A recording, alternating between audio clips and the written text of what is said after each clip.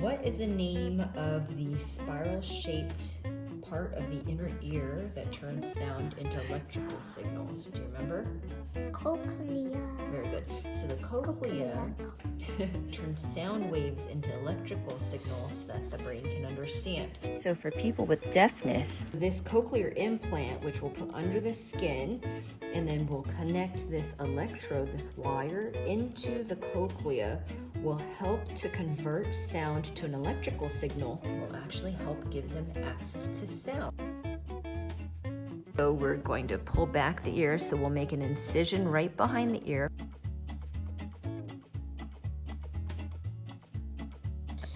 Okay.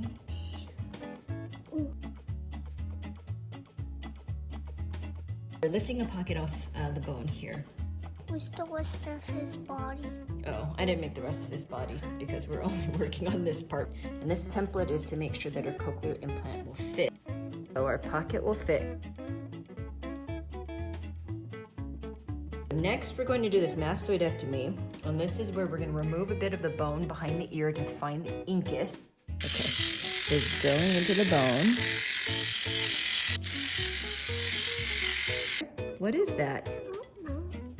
What? It's a Lego bunny? It's a Lego bunny, but the incus is one of the bones in the inner ear. We're going to drill a little channel across. Go ahead, please. And what we're looking for is the round window. Good. We're trying to get on it. So this is called a facial recess. And the reason why we want to be really careful is there's something called a facial nerve in there that we really don't want to touch. Oh, and we can see a little bit more. Okay, so there's a round window. So a round window is the opening that we'll be using to get our electrode or a wire into the cochlea. We're going to put our receiver stimulator in that pocket we had created.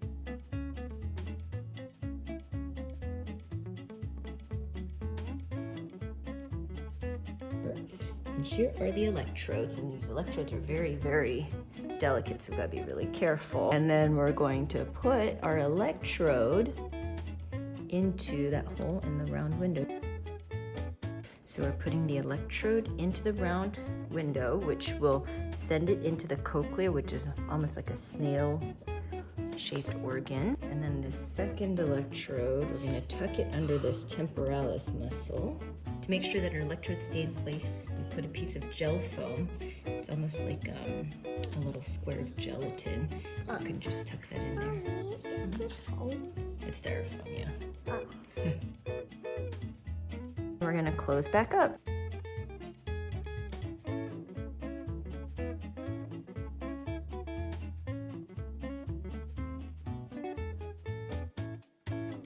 So when our patient comes back in a few weeks and everything's healed in, remember that round piece in there was where the magnet was. This also has an external magnet. It has a transmitter, and it attaches to this part, which has a microphone. This is the processor and the battery, and this is the part that usually hooks over the ear.